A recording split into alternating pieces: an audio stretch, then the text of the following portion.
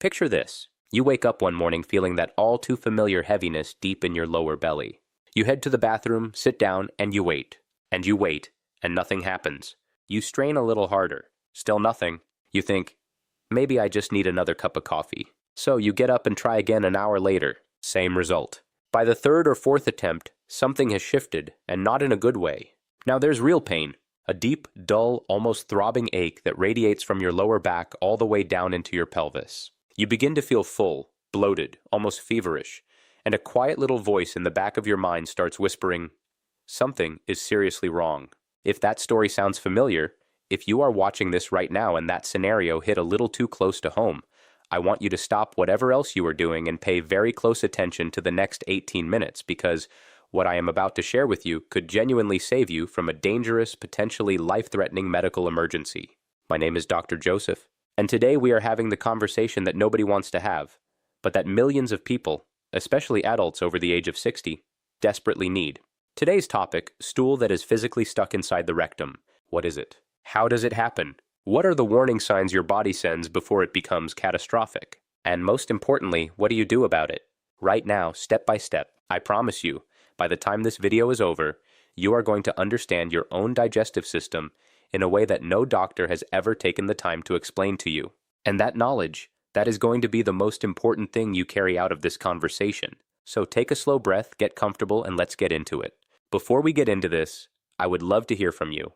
Where are you watching from today? Drop your city or country in the comments below. I read every single one, and it really helps me see who is part of this community. All right, now let us get into it, and I want to start not with the solution, but with the problem itself, because here is the thing most people get wrong. They treat digestive issues like a dripping faucet. Ignore it for a while, stick a bucket under it, hope for the best. But what we are dealing with here is not a leaky faucet. This is more like a pipe that has completely seized up. And understanding exactly why it happened is the key to both fixing it right now and making sure it never happens to you again. The medical term for what you are experiencing is called a fecal impaction. But forget the clinical language for a moment. In plain human terms, here is exactly what is happening inside your body right now. Your large intestine, that 5-foot-long tube that winds through your abdominal cavity, has one very important job to absorb water from whatever passes through it. It is incredibly efficient at this job, brilliantly efficient actually. The problem is that when stool sits inside the colon for too long without moving forward, your body doesn't know to stop extracting moisture. It just keeps pulling water out after hour, day after day. And what begins as soft, manageable waste gradually transforms into something that has the texture and density of hardened clay. Now, here's the part that catches most people completely off guard. This situation almost never develops suddenly. It is not like a light switch that flips from fine to emergency overnight. What actually happens, especially in older adults, is a slow, gradual progression that builds over 3, 4, sometimes even 7 or 8 days. And during most of that time, you may feel only mildly uncomfortable, maybe a little full, maybe slightly sluggish. You might even still be going to the bathroom, but each time you go, you are only passing a fraction of what your body needs to eliminate. A little bit gets out, but a significant portion stays behind. The next day, the same thing happens. And the day after that, think of it like this. Imagine you have a garden hose and you are trying to push a large, rough, misshapen stone through it. That stone is not going to slide. It is not going to compress. And the harder you push, the more it wedges in. That is literally the mechanical situation happening inside your lower digestive tract. And the harder you strain and push on the toilet, the more you are actually compressing that mass further rather than dislodging it. But here is what I really need you to understand. And this is critically important for older adults especially. The older we get, the more vulnerable we are to this exact scenario. After the age of 60, several physiological shifts happen simultaneously that dramatically increase the risk of fecal impaction. Intestinal muscle contractions naturally slow down.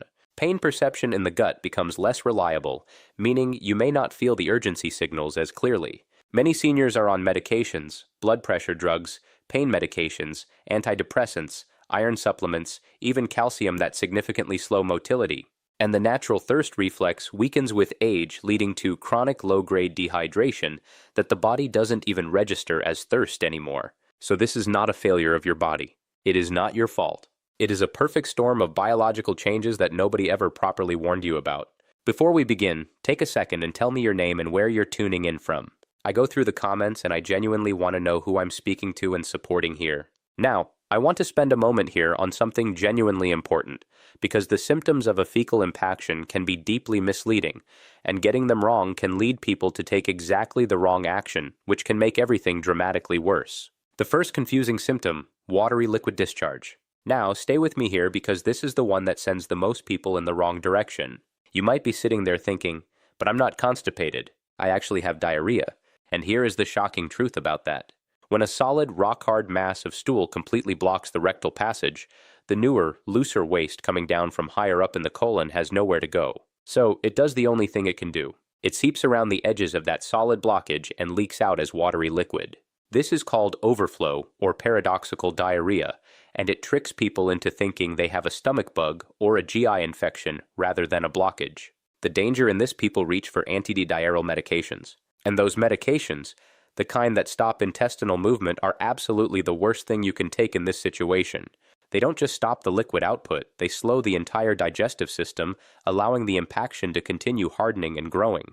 If you have watery discharge along with a heavy aching feeling of rectal fullness, do not touch antidiarrheal medication. Please! The second confusing symptom involves your bladder. And this one surprises almost everyone.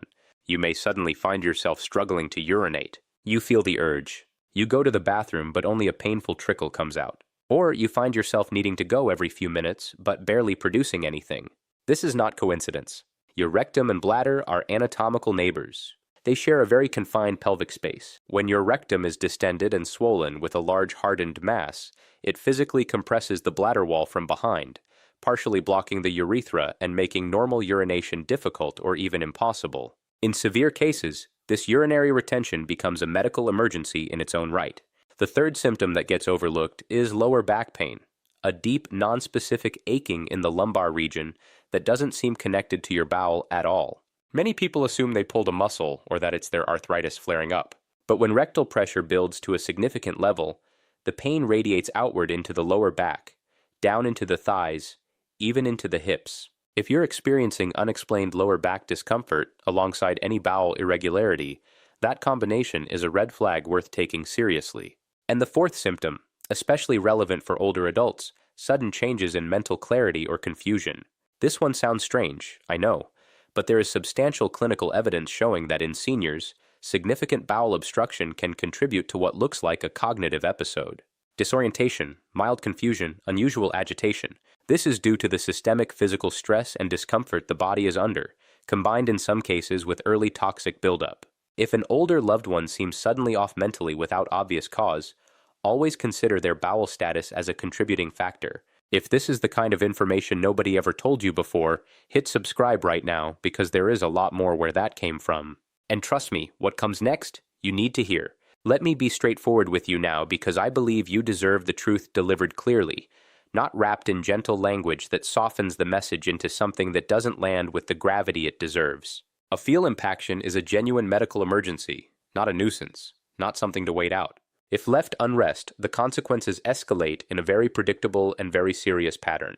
Stage 1, the intestinal wall, which is living muscle tissue, becomes severely stretched beyond its functional capacity. Blood supply to that stretched tissue begins to diminish. The muscle begins to lose its ability to contract and push waste forward. Essentially, that section of bowel starts to go quiet, what clinicians call an ileus. Stage 2, as pressure continues to build, the distension can spread upward, affecting higher sections of the colon. What started as a localized rectal impaction can evolve into a broader colonic obstruction. Nausea and vomiting begin. Abdominal distension becomes visible. The person looks and feels genuinely ill. Stage 3, and this is the one I need you to hear clearly, is bowel perforation. The intestinal wall has physical limits to how much it can stretch. When those limits are exceeded, the wall tears. And when that happens, the contents of the bowel, fecal material, bacteria, toxic byproducts of digestion, spill directly into the sterile abdominal cavity. What follows is a rapidly progressing infection called peritonitis, and it is life-threatening. Without emergency surgical intervention, it is fatal. I am not sharing this to frighten you. I am sharing it because the stakes of ignoring this condition are real, and you have every right to understand them clearly. The window between serious but manageable and life-threatening emergency is not as wide as most people assume. So, what does the danger zone actually look like from the inside? Here are the signals that mean you need to call 911 or get to an emergency room without delay. A rigid board-like abdomen that is tender to the touch. a high fever above 101 degrees Fahrenheit, sudden severe abdominal pain that is constant and worsening, not crampy and intermittent, complete inability to pass gas at all, vomiting that does not stop, or any sudden drop in blood pressure accompanied by confusion and cold, clammy skin. These are not wait-and-see symptoms. These are go-now symptoms. All right, let's shift gears from the why into the what do I actually do right now. Because knowledge without action doesn't help you. And I want to give you a clear, logical sequence that you can follow starting tonight if necessary. The very first thing I need you to do, and I cannot say this strongly enough, is stop straining. Put the brakes on. Every time you bear down and push hard with a solid impaction blocking the exit, you are not helping. You are increasing intra-abdominal pressure, irritating already inflamed tissue, and risking hemorrhoids or small rectal tears. Straining will not move a fecal impaction. Not one single time in human history has white-knuckling it on the toilet dislodged a hardened mass. So, we are going to stop doing that right now. Step 1. Lubrication and softening with glycerin suppositories. Your first at-home intervention is adult glycerin suppositories, which are available over the counter at any pharmacy without a prescription. Now, here is the crucial piece of information most people do not know. For a significant impaction in an adult, a single suppository is rarely sufficient. The standard protocol for a hardened rectal blockage in adults involves using 2 to 3 suppositories simultaneously. One alone simply may not generate enough lubricant to coat and soften a large dehydrated mass. Here is exactly how to do this correctly. First, do not stand up. Lie on your left side. This specific position, called the left lateral decubitus position, align the sigmoid colon and rectum in a way that allows gravity to assist rather than work against you. It also takes direct pressure off the rectal area. Next, apply a generous coating of a water-based lubricant to each suppository before insertion. Do not skip this step. The tissue inside your rectum is already irritated and inflamed, and dryness at this stage makes everything more painful and more difficult. Gently, but firmly insert all 3 suppositories as deeply as possible. You want them pressed up against or alongside the hardened mass, not sitting near the entrance where they'll simply fall out. Then, and this is the most important instruction, lie still. You must hold this position for a minimum of 30 minutes, ideally 45 minutes. The glycerin needs time to melt at body temperature, disperse, and penetrate the outer surface of the impacted mass. It also needs time to stimulate the rectal wall to increase its own secretions. If you jump up and run to the toilet after 5 minutes, you accomplish nothing except wasting the suppositories. After your 30 to 45 minutes, rise slowly, go to the bathroom, and allow your body to work without forcing anything. If there is movement, wonderful. If not, stay calm. Do not be aggressive. Step 2. Rest, walk, and repeat. If the first round produces no movement, give your body a full hour of rest. Stand up, walk gently around your home, drink a full glass of warm water. Warmth helps relax the intestinal muscle, and then lie back down and repeat the suppository process exactly as described. A second round is frequently what finally breaks through. The first application often softens the outer layer of the blockage. The second round reaches the core. If you're still here with me and finding this helpful, take a moment to type 2 in the comments. It lets me know you're watching and getting value from this. Step 3. If home measures fail, it's time to go. I want to be unambiguous here. If you have completed 2 full rounds of the protocol I just described, waited the appropriate amount of time, and there is still no movement, or if you are experiencing any of those emergency symptoms I described earlier, it is time to go to urgent care or the emergency room. This is not defeat. This is the correct clinical decision. At the hospital, the medical team has access to clinical-grade enemas that use larger fluid volumes and are delivered under controlled pressure, reaching further into the colon to break apart the mass from above. They also have imaging tools to assess just how extensive the blockage is and whether there is any risk to the bowel wall. Step 4. Manual disimpaction. In cases where all other interventions fail, a specialist will perform what is called manual disimpaction. I want to be transparent with you about this procedure because it sounds alarming, and knowing what to expect removes some of the fear. The physician will physically break up and remove the hardened mass digitally, meaning with gloved, lubricated fingers. In cases where the impaction is severe and the surrounding tissue is significantly inflamed, this is not done in a standard exam room while you're awake. You will be given appropriate sedation or anesthesia to prevent pain and allow the rectal muscles to fully relax. It is a serious procedure, but it is a safe, well-established clinical intervention and the relief that follows. The immediate dramatic drop in pressure and pain is described by patients as profound.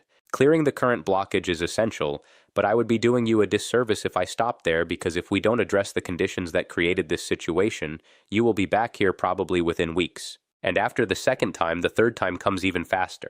This is how chronic fecal impaction becomes a repeated cycle that gradually worsens with each episode. So let's talk about how to genuinely protect your digestive health for the long term, especially if you are over 60, when the biological factors I described earlier are actively working against you.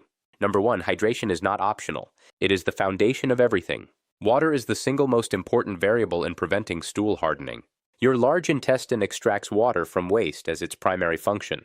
If you are not consistently giving your body enough incoming hydration, there simply is not enough moisture in that waste stream to keep stool soft as it travels. The challenge for seniors is that the thirst reflex genuinely diminishes with age. You may feel completely fine and have no sense of thirst whatsoever, and still be chronically dehydrated at a cellular level. The practical recommendation: do not wait until you feel thirsty. Drink 6 to 8 glasses of water throughout the day, including a full glass first thing in the morning before you eat or drink anything else. That morning glass stimulates what is called the gastrocolic reflex, a gentle wave of intestinal movement triggered by fluid entering an empty stomach. It is one of the most natural medication-free ways to encourage regular morning bowel movements. Number 2, movement matters enormously. Your intestine is not a passive tube. It is muscular tissue that moves waste through a rhythmic wave-like contraction process called peristalsis. And here is something that most people do not realize. Physical movement of your body directly stimulates peristalsis.